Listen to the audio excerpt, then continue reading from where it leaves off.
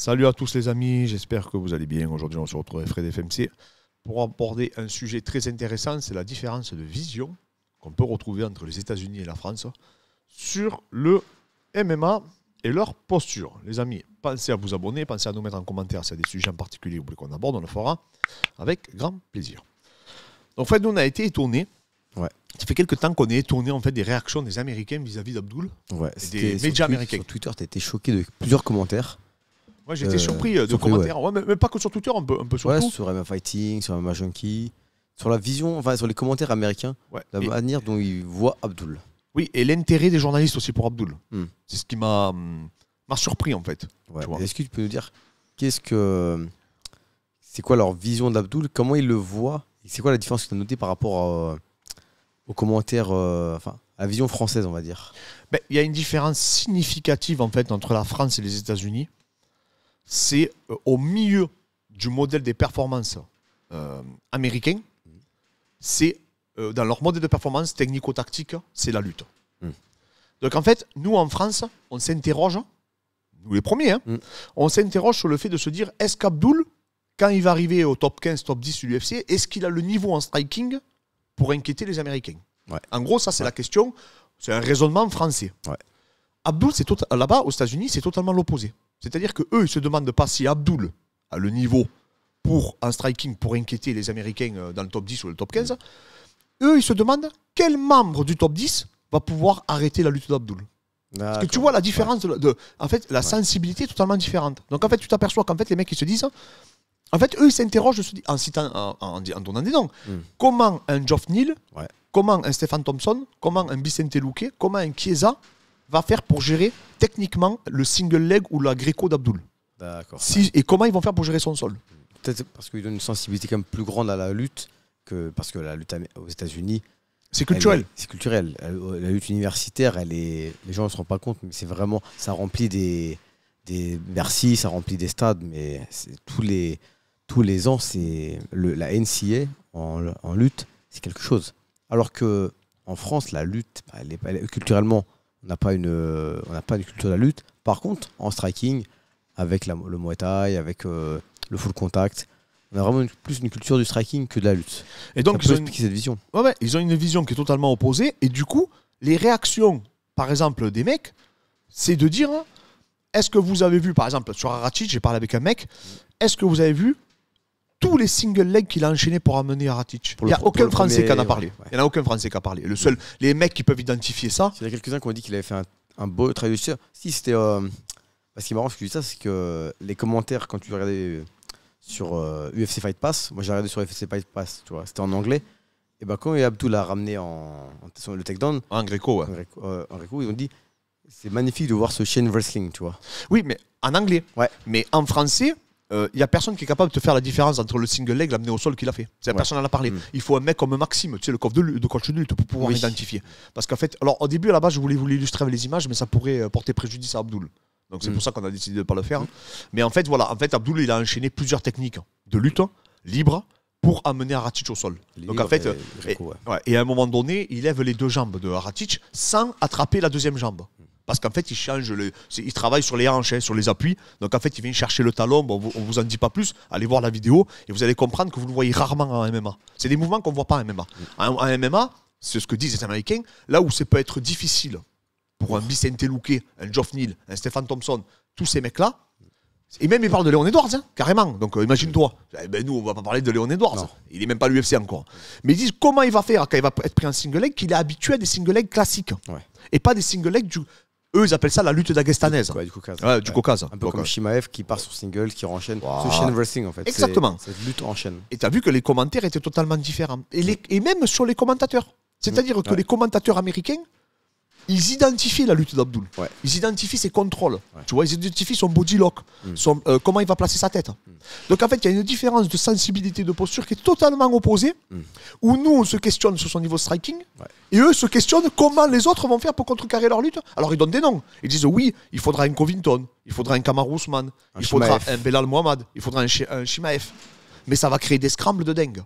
Donc ils se disent, ils ont hâte de voir ça. Ils sont hypés par ça. Abdul, dans le scramble, c'est quand même un. Ben, c'est là où il est le quand plus même l'art fort. du scramble, c'est là où il est le plus fort. On l'a vu contre Pepe, où dans le scramble, ça a donné une soumission. On l'a vu contre Ratic, dans le Ratic, scramble, ouais. il a donné la soumission. Exactement. Donc du coup, c'est ça qui fait donner une interrogation aux Américains. Ils se disent, mais il peut gagner la bataille du scramble, il peut gagner la bataille du Chain Wrestling. Et donc du coup, quelles sont les armes? Est-ce qu'un sprawl, ça suffira pour battre Parce que Abdul, tu vois, il y avait un mec qui disait, mais oui, Abdul, les 18 adversaires qu'il a affrontés, les 18 étaient plus forts que lui debout. Donc c'était pas le problème, c'était pas qu'ils soient plus forts ou moins forts. Le problème, sur le papier, c'était- ouais. Sur le papier, ouais. Sur le papier, c'était plus fort debout. Mais il les a quand même tous amenés au sol. Il n'y a jamais un mec qui a échoué à ramener au sol. Il a toujours... Tous les adversaires d'Abdul sont tombés par terre, à un moment donné. Et aussi, ils prennent un exemple, un mec qui s'appelle Sidney Weller, donc allez voir sur Internet, qui a été All-American, il me semble, en lutte. Donc c'est son surnom d'ailleurs, Ouais, All-American Kids, qui a affronté Ramzat Chimaev et a affronté Abdul. Donc ils ont un point commun, Abdul et Ramzat, c'est qu'ils ont affronté le même adversaire. Et ce mec, c'est un lutteur. Et Abdul l'a amené sur son premier single leg, alors que tout le monde disait qu'il pensait, les Américains, et lui, Sidney Weller, pensaient ne pas se faire amener. Et Ramzat Chimaev l'a amené en gréco. Et d'ailleurs, tu as vu, on a regardé le combat avant de faire le podcast, il a bien défendu le double leg de Ramzat, Sidney Weller. Ouais.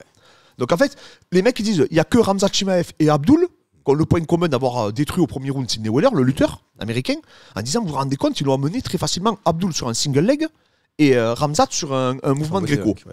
Alors que. Mais tu vois qu'il a de la lutte, le mec, parce que quand il défend le double leg, quand on connaît le niveau de Ramzat en lutte, quand il défend le double leg, tu dis le mec il est chaud. Ouais. Tu vois. Et en fait, eux, ils le prennent en exemple. C'est comme ça d'ailleurs que je suis allé voir le combat. Parce que D'accord. je me rappelais même pas de ce match d'Abdul, moi. Tu vois. Donc je me rappelle qu'il avait affronté un lutteur au Brave. Je me rappelais pas que c'était Sidney Weller qui était un gros lutteur. Et du coup, eux, c'est ça qu'ils leur dit. Parce qu'aux États-Unis, il est connu, ce mec. Oui, il est All-Américain, du coup. Tu vois. Donc eux, ils savent qu'il a un gros niveau. Ouais. Que tu peux pas l'amener au sol. Et la seule référence qu'ils avaient, c'était Ramzat. Sauf qu'Abdul a fait pareil. Ils l'ont terminé tous les deux en 3 minutes ou 2 minutes. Quand on voit comment Ramzat jette pratiquement tout le monde à l'UFC. Et donc, du coup, ils ont une posture. Et c'est pour ça donc, que MMA Junkie a dit qu'Abdul faisait partie des 4 plus gros prospects au monde pour arriver à performer à l'UFC. Que MMA Fighting l'a qualifié de meilleur combattant au monde, toutes catégories Hors UFC, confondues, hors UFC, hors grandes organisations comme PFL, Bellator et tout. Pas que hors UFC, hein, ils ont parlé des grandes organisations. Mais ça, jamais un média en français aurait dit un truc pareil. C'est comme si demain, la sueur, ils disent oh, Abdul, c'est un des meilleurs combattants au monde, mais il se serait fait incendier. Ouais. Les mecs ont dit oh, c'est pas boxé, ils auraient dit. Alors que les Américains, c'est totalement opposé. C'est-à-dire que les journalistes, ils disent et de très loin. Parce que tu t'imagines quand même, et c'est ce qui nous a motivé à faire cette vidéo. Et quand tu vois, et d'ailleurs, on a fait la liste des combattants français, mais c'est tout à fait normal. Pourquoi Taylor Lapillus, striker. Saladin Parnasse, striker. Mansour Barnaoui, striker et grappleur, on peut dire aussi. Il n'est pas connu pour son wrestling. Il n'est pas connu son pour la sol. lutte. Ouais. Il est connu pour le sol et pour son agressivité debout. 77, on compte pas Abdul, Michael Lebou, striker. 84, Nassourdine, striker. C'est Omar Sy, je crois, qui est très fort en 93. Si, ouais. Qui lui fait parler sa lutte, il est hybride, on va dire. Ouais. D'accord et après, Cyril Gane. ouais. Donc ça veut dire que, à part Abdul, C'est vrai que Fares, striker, plus connu pour son striking que pour sa lutte. Et Benoît qui est. Benoît aussi hybride aussi. Benoît, il est une bonne lutte et un bon grappling. Ouais, Benoît, plus mais complet, ouais. je veux dire, c'est le seul, c'est Abdul, qui est lutteur, vraiment. Oui, le Tu vrai vois. lutteur. Ouais. Ça serait un Dagestanais. Enfin, il serait au Daghestan, mais tout le monde. Personne n'en parlerait de son striking. Oui. Tu vois, Ouais. ce serait même pas un débat pour eux. Ils diraient, ben Abdul, il va attraper les mecs, il va les jeter par terre, et puis voilà. Fait, tu vois, il y a une vision. Et là, et ça se ressent même sur nos combattants. Parce que nous. Ouais, tu penses que par exemple, un Bryce Mitchell aux États-Unis, même pas, ils en parlent de son striking. Bryce C'est qu'il Mitchell, fait que. Et pourtant, alors qu'un Bryce Mitchell français, les gens ils diraient ouais. non, mais... il dirait, il est nul debout. Tu vois, il est nul debout. Et aujourd'hui, tu vois les articles américains, là où ils sont, donc hors, on va dire, Nassour et Cyril, là où ils sont le plus élogieux, c'est avec Abdul. D'accord. Ouais, alors C'est- l'Américain va voir par exemple Abdul qui a réussi à amener Ratic malgré la différence de puissance et malgré la bonne défense de Ratic, alors que le média français, enfin pas le média français, le français en général, va voir. Il va dire, il n'a pas mis un Nike, qu'il n'a pas réussi à boxer, c'est mort. Alors qu'il a même pas essayé de boxer au final. Non, il n'a pas réussi. Alors, et aussi la dernière projection. Oui. C'est le, Ouais. ça s'appelle comment, le underhook en anglais, je sais plus, underhook, knee, slide, je sais pas quoi. Donc en fait, il y a des profs de lutte qui commentent, ils disent oh, c'est incroyable qu'il ait passé ça au 5e round. Comment un mec, même qui est gros, fort en lutte, il dit les gars, c'est un problème ce mec. Parce que c'est sur le haut du corps qu'il travaille. C'est pas que sur le double leg ou single leg. Ouais. Mais ça, si tu connais pas, là, si c'est pas Ouais, dans ta c'est- culture, pourquoi les mecs, comme c'est des lutteurs universitaires, comme nous, on fait du kickboxing et de la boxe taille, mais nous, ça nous parle. Ouais. Mais peut-être qu'un Américain, quand il va voir, je sais pas moi, Saladin boxer, il va pas être capable d'identifier que Oui, c'est ouais. un si bon boxeur que ça. Eh ben, nous, en fait, en France, on a ce problème, c'est qu'on n'arrive pas, les gens n'arrivent pas à identifier le niveau technique d'Abdul. Ouais. Tu vois, et le niveau sur ses scrambles. Ils voient juste Abdul faire tomber le mec, ils disent, oh putain, il arrive quand même à toujours les faire tomber. Ouais. Ah ben c'est vrai, il est bon en grappling. Mais ils le voient pas comme un gros problème. Et en fait, eux, je te dis, ils ont mais c'est ce qui est incroyable. C'est-à-dire que nous, et c'est les questions que moi j'ai eues. C'est-à-dire que j'ai des questions qui sont totalement opposées à la question des Américains. J'ai pas vu un commentaire pratiquement américain, à part des mecs qui disaient oui, il faut travailler le karaté, comme Machida. Bon, il y a des trucs des fois, il y a des trucs de fou. Hein. Mais quasiment la totalité disent que c'est un très très gros problème. Très très gros. Et après, c'est vrai qu'après, il y a des combattants antagonistes à Abdul, très compliqués. Un combattant comme Kamaru Usman, ultra compliqué pour Abdul. Un combattant comme Covington. Et même, il y a des mecs qui reprennent sur Covington. Tu vois, ils disent oui, mais Covington s'est fait amener par Dos Anjos au sol. Donc, est-ce qu'il va pas se faire amener par ce gars-là? Tu vois? Et donc, ça crée des petits débats. Et tu te dis, mais il y avait des arguments de lutteur, pas des arguments de dire oui, il va changer de niveau, machin et tout. Non, ça n'a rien à voir. Ça n'a rien à voir. Et du coup, c'est super passionnant et super intéressant de voir comment les journalistes et les pratiquants américains perçoivent Abdul et comment nous, on va percevoir. Alors, nous, bien sûr que les journalistes, tout le monde dit qu'il est super fort. Oui. Mais comme on a une sensibilité qui est dans le pied-point, tu vois. On perçoit moins le. Il nous impressionne pas, quoi. On perçoit plus la faiblesse d'Abdul, enfin, nous, enfin, les Français en général, que l'Américain va être plus. Va sentir le danger d'Abdul plus. Oui, et un autre élément aussi qui est extrêmement important, et j'ai vu que Michael Lebou en parler, c'est la capacité d'Abdul à prendre les coups. Ça, les Américains l'ont remarqué. C'est-à-dire qu'Abdul n'a jamais été touché de sa carrière. Il a pris une droite, un moment, allez le voir dans la vidéo de la sueur, il prend une droite pleine mâchoire, il est mort de fatigue. Il prend une droite par un mec qui le fait 2 fois, il la prend pleine mâchoire, il fait juste ça, et c'est l'autre qui recule. Il se dit, oh, je vais pas réussir à le tomber. Et d'ailleurs, Mika, il a fait une réflexion qui est très intéressante. Il dit, est-ce que c'est pas pour ça qu'il a suivi Abdul au sol? En se disant, ce mec n'a jamais été touché en 17 combats, parce qu'Abdul a 16-1. Il y a un combat où c'est un no contest contre George Head, allez voir le match, où il est littéralement en train de l'exploser. Ouais, il se fait voler. Ouais, il se fait voler. Bon, bref. Et du coup, Abdul, même quand il a pris l'high kick par Jara, il n'a pas bougé. Quand il a pris la crochet je crois que c'est une droite ou un crochet du gauche qui prend plein fer par Viscardi, qui, je rappelle, 4 combats à l'UFC, 3 victoires, viré pour dopage. Hein. Pareil, Cavallero. Allez voir Cavallero, c'est Cavallero qui avait mis KO Karl. Cavallero qui, lui, est le coach d'Elysée. Je rappelle que Viscardi a battu Elysée aussi avant la limite. D'accord. C'est pour te donner le niveau du mec.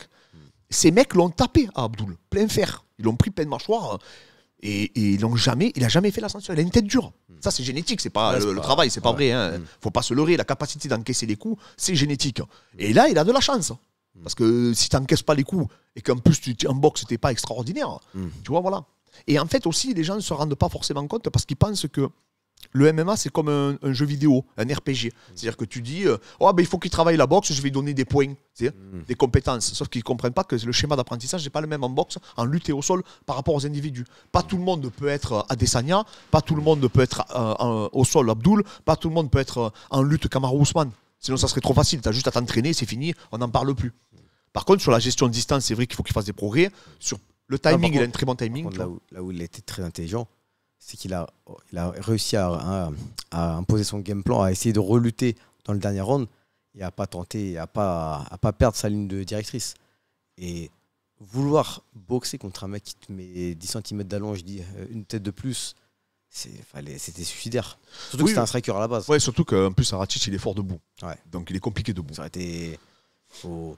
Là, franchement, sur le niveau du game plan, réussir à suivre un game plan malgré la fatigue, malgré se faire dominer sur 3-4 rounds, c'est ça aussi, pareil. Il y a une part de mental que ça, tu peux pas travailler, enfin que c'est génétique. Et après, Fred, il y a un truc qui c'est aussi, moi, ça me fait vraiment rire. Ça me fait vraiment, vraiment, vraiment rigoler. C'est quand les mecs disent, ouais, mais contre Kamaru, ouais, mais contre Covington, ouais, mais contre Belal Mohamed, ouais, contre, je sais pas moi, Ramzat. Mais les gars, c'est les meilleurs au monde. Mais vous croyez que ça va être facile pour les autres? Vous croyez que quand, je sais pas moi, Mansour Barnaoui, il va débarquer contre Tsaroukian, Gamrot, on l'a vu, hein, il a perdu contre Gamrot, hein, quand il va affronter Fiziev, quand il va affronter Poirier, quand il va affronter tous ces mecs, vous croyez que ça va être des combats faciles? Hein? C'est difficile pour tout le monde. À haut niveau, dans le top 5, ça va être compliqué, que ça soit pour Abdul, s'il y arrive, parce qu'après, il faut y arriver. Hein. Aussi au top 5, là, on parle, on fait des plans. Là, je te parle parce que c'est des mecs qui parlent de ça. Ouais. C'est des gens qui font des plans en disant, oui, les Américains, eux, ils se disent que Abdul, certainement, il arrivera facilement dans le top 15. En gros, c'est ce qui ressort. Et en France, on se demande s'il a le niveau de pied-point pour atteindre. C'est ça, juste la différence de posture qu'on voulait mettre en évidence. Maintenant, arriver dans le top 15, c'est une chose, ça, je parle dans les faits. Mais de toute manière, ne rêvons pas, ça sera difficile pour tous les combattants français. Si demain Salah, qui est un phénomène. Pour tous les combattants français, pour tous les combattants au monde. Oui, tout simplement. Quand Salah il va arriver dans le top 5, quand il va se taper les Arnold Allen, les Topuria, les Josh Emmett, les Yair Rodriguez, les Volka, les Max Holloway, c'est un combat facile. Ça ne sera pas plus facile pour n'importe qui, parce que là, tu tapes les mecs, c'est les meilleurs au monde. Et déjà, qu'on te compare à eux, déjà qu'on te dise oui, mais contre Kamaru, comment il va faire? C'est déjà une victoire en soi. C'est déjà une victoire en soi. Si dans la même phrase que c'est déjà une victoire en soi. Et Abdul aujourd'hui dans les conversations face à des mecs là. C'est-à-dire qu'aujourd'hui il y a des mecs qui vont te pour en fait parler d'Abdul, ils vont te dire oui, mais quand il va affronter un Covington, oui, mais quand il va affronter un Khamzat Chimaev. Mais mec, déjà si on commence à dire que tu peux aller au bout du truc comme ça, c'est beau. C'est beau. Ça veut dire que déjà t'as rempli une part du contrat. Ouais. Et puis moi j'ai envie de vous dire les gars, en étant objectif, est-ce qu'Abdul aura un jour le niveau d'un Léon Edwards debout? Est-ce qu'Abdul aura un jour le niveau d'un Kamaru Usman debout? Moi, j'y crois pas une seule seconde. Pour l'avoir vu, hein. Voilà, je vous dis franchement, hein, je suis objectif. Je vais pas vous dire, ah oui, je vais en faire un Adesanya. C'est pas aussi facile que ça. Moi, j'aimerais avoir une baguette magique, toi aussi, hein, quand on le faisait boxer là. J'ai envie de te dire, je fais un petit coup de baguette magique, c'est Mike Tyson, le mec, mais c'est pas comme ça. Après, par contre, on n'a jamais vu vraiment son niveau debout. Parce qu'il l'a pas utilisé. Il n'a pas fait de combat. Il a pas striké avec les mecs. Du coup, quand les gens critiquent son niveau de boxe, ou s'ils le critiquent, est-ce que vous l'avez vu striker? Il a pas vraiment. Le seul moment où il a striké dernièrement, c'était contre Karl. Et il l'a touché. Oui, Karl est un très bon striker. Ouais. Donc contre Ratic, il n'a pas cherché à striker. Donc du coup, c'est dur de juger. C'est comme si quelqu'un qui ne cherche pas à lutter, on le juge sur sa lutte. Oui, non, mais après, c'est vrai que c'est pas un grand boxeur, faut dire ce qui est. Non, bien sûr. On va pas pour raconter des bêtises, bien sûr que non. Et en plus, je vous dis franchement, Abdul, il aime pas la boxe. Donc, au moins, comme ça, c'est réglé. Hein. Voilà, c'est comme il y a des mecs, il le fait parce qu'il faut le faire. Mais automatiquement, ça se ressent dans son apprentissage aussi. Est-ce que ça peut le limiter? Peut-être. Mais d'un autre côté, il est tellement doué dans les autres sports que c'est pareil. Aujourd'hui, et moi, j'en suis convaincu. Mais alors de plus en plus. Si t'es pas ultra fort dans ton point fort, à haut niveau, tu es mort. C'est ce que tu me disais, ouais. À haut niveau, tu es mort. Aujourd'hui, un mec comme Cyril Gane, c'est parce qu'il est ultra fort en pied-point qu'il pourra faire la différence. Face à très haut niveau, je te parle. Un mec comme il s'appelle, comme Pereira, c'est la même chose. Ou Adesanya, c'est la même chose. Kamaru, c'est parce qu'il a une lutte incroyable. Il a un volume dans. Bien sûr qu'ils sont complets, mais il a un volume il a un point fort, Kamaru, qui est quasiment le meilleur de sa catégorie. Tu peux regarder. Kamaru, c'est le mec, sûrement, qui a la meilleure lutte des 77, offensivement. Quand il te colle contre la cage, t'es mort. Tu regardes comment il s'appelle. Volka, c'est le meilleur striker de sa catégorie, aujourd'hui. Il a même prouvé face à Max Holloway. Donc, en fait, à chaque fois, tu t'aperçois que les mecs sont... Sterling, c'est le meilleur lutteur des 61 kilos. Tu vois? Et donc, en fait, tu prends toutes les catégories, tu t'aperçois que les mecs, quand ils ont un point fort, eh ben, c'est là où ils sont ultra forts. Parce qu'arriver à très haut niveau, tout le monde est bon, plus ou moins partout. Mais après, si t'as pas une ultra compétence, et t'as vu que j'ai cette ultra compétence soit au-dessus de l'ultra compétence de l'autre, en fait. Et regardez, je vous encourage à tous, il est gratuit le combat, regardez le combat de Khabib et Gage. Et regardez-le avec un entraîneur de boxe. Vous aurez votre réponse. Vous allez voir les coups qu'il met Khabib. Il baisse la tête, il tape dans le vide, mais par contre, il met un tel volume, il a tellement une détermination à ramener au sol et à mettre une pression constante aux individus qu'il arrive à pallier à ce défaut technique. Et regardez son premier combat, pareil, parce que j'ai fait une analyse, donc je suis bien placé pour vous le dire, contre Kamal. Son premier match à l'UFC contre un mec qui s'appelle Kamal. Allez voir le combat contre Gage, c'est son dernier. Vous regardez le premier et le dernier, il y a des années, je sais plus combien. Il y a au moins 10 ans. Peut-être pas 10 ans, mais et regardez les progrès qu'il a fait en boxe. C'est minime par rapport aux progrès qu'il a fait dans son chain wrestling et dans son sol, sa façon de contrôler au sol. Allez voir, hein. Il y a le combat Kamal, tapé, et après vous allez voir Gage. Vous regardez les deux combats, et vous allez dire, non mais c'est pas possible, il n'a pas fait de boxe entre temps. Et vous tout le monde c'est un entraîneur de boxe, il rigole, mais Khabib il avait compris. C'est Javier Mendes qui dit que il tenait les pattes.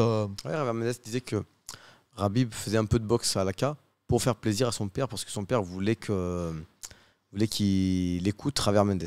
Mais il disait que ça n'a jamais été un plaisir pour lui de faire la boxe et qu'il ne voulait pas.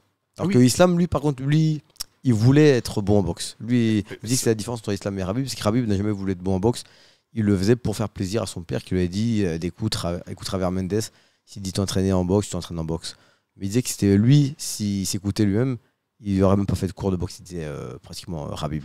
Alors que Islam, lui, veut être bon en boxe, veut être un bon striker et ainsi de suite. Ah, mais de toute façon, tu le vois, la différence de niveau entre Islam et Khabib debout. Ouais. Islam, tu vois que c'est un mec appliqué. Ouais. Techniquement, c'est beau. Ouais. Franchement, ce qu'il a monté contre Dobronx, c'est impressionnant.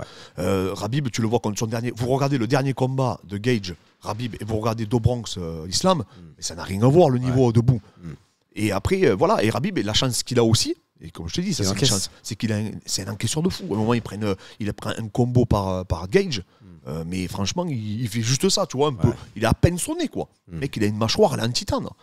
Et donc, ça l'aide. Alors oui, après, il a mis un overhand à Conor, mais parce que Conor était tellement focalisé sur la lutte, et c'est là où il est très fort, Khabib, d'ailleurs, c'est qu'il te fait penser qu'à ça.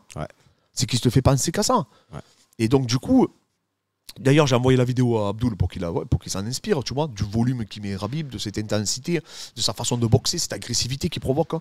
Donc c'est vachement intéressant. C'est vachement intéressant de voir que tu peux arriver à très très haut niveau, mais il faut capitaliser sur tes points forts et surtout il faut prendre conscience, parce que c'est Damien Maillat qui disait, Fred, dans le podcast, si tu te prends pour ce que t'es pas, et lui, il a dit, que la ceinture, il pense qu'il n'a jamais été champion à cause de ça, d'ailleurs. En fait, il a eu un petit passage à vide, parce qu'à un moment donné, il s'était entraîné avec l'entraîneur de boxe de Cigano, Dos Santos, d'Orea.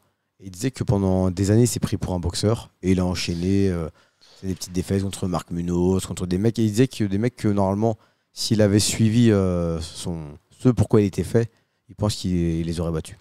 Oui, et du coup, après, et ça, c'est la pire chose, c'est de t'interroger.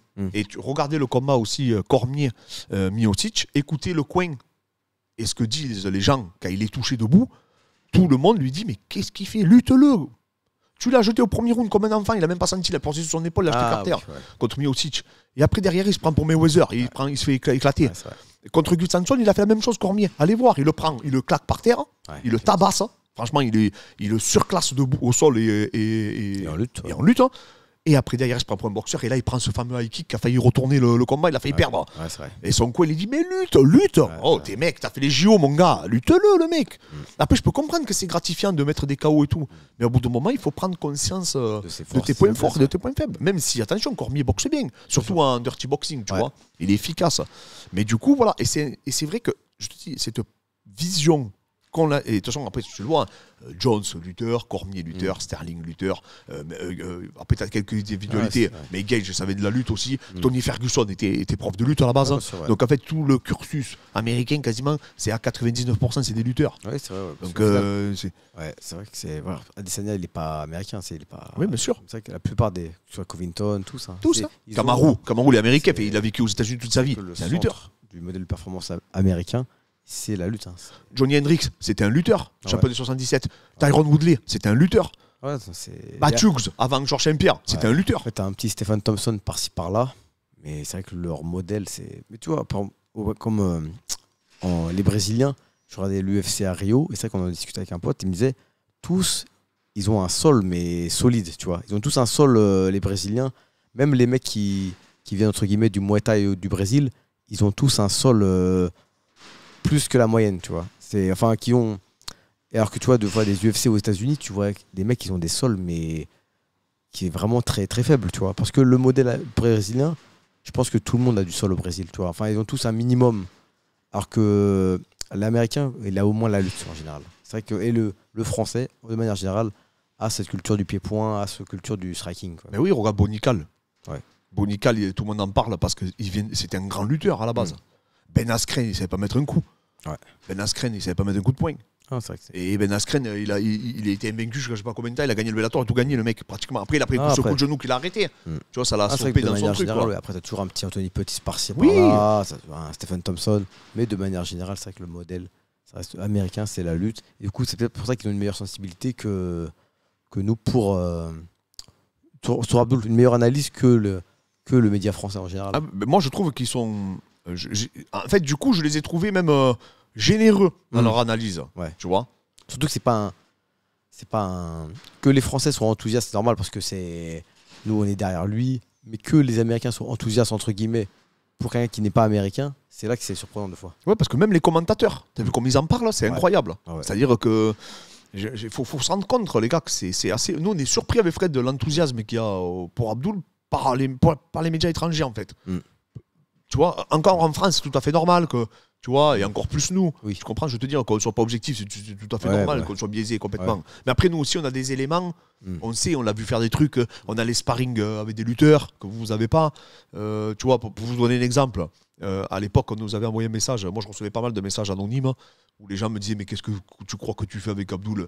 Karl, jamais au premier round, il amènera Karl au sol. Mais nous, on savait. On l'avait vu, Abdul. On savait le niveau qu'il avait en lutte. C'est pour ça qu'au bout d'une minute, il achetait par terre et tout. Et je vous promets, même son entraîneur, ses managers, ils avaient parié. Ils étaient sûrs que Karl allait le battre. Mais nous, on l'avait vu. Mais parce qu'on a des éléments que les gens n'ont pas. On sait ce qu'il a fait, un mec qui a fait la DCC, sans dire le nom, un Brésilien. On sait ce qu'il est capable de faire. On a des vidéos. Moi, j'ai dit sur mon téléphone, j'ai des vidéos de sparring d'Abdul avec un mec qui a fait un lutteur dagestanais que vous connaissez pas, qui a fait les championnats du monde de lutte, mon gars.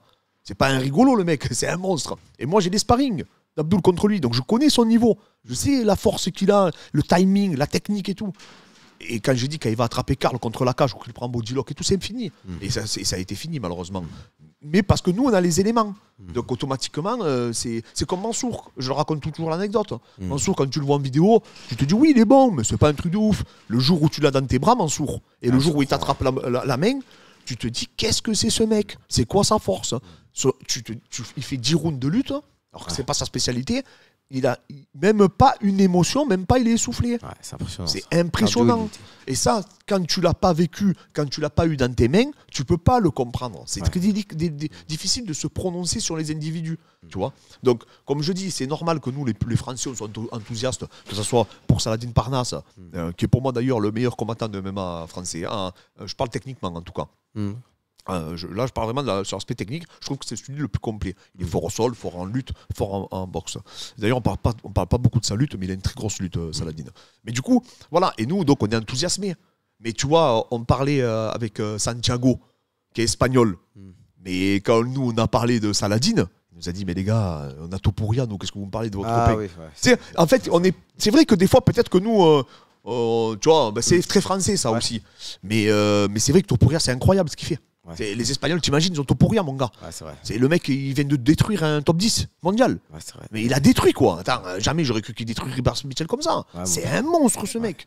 Tu vois. Et nous, c'est vrai que peut-être, effectivement, comme on est français, on se regarde. Et moi, je rêve d'un match Salah Topuria, tu vois. Vraiment, à l'UFC Paris. S'il nous écoute, ça serait incroyable, ça.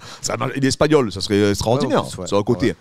Donc voilà, et c'est pour vous dire que c'est vrai qu'en fonction des nations, on n'a pas la même sensibilité. Tu vois, on n'a pas la même posture, on ne voit pas les choses de la même manière. En fonction de la nationalité, en fonction de la sensibilité du sport.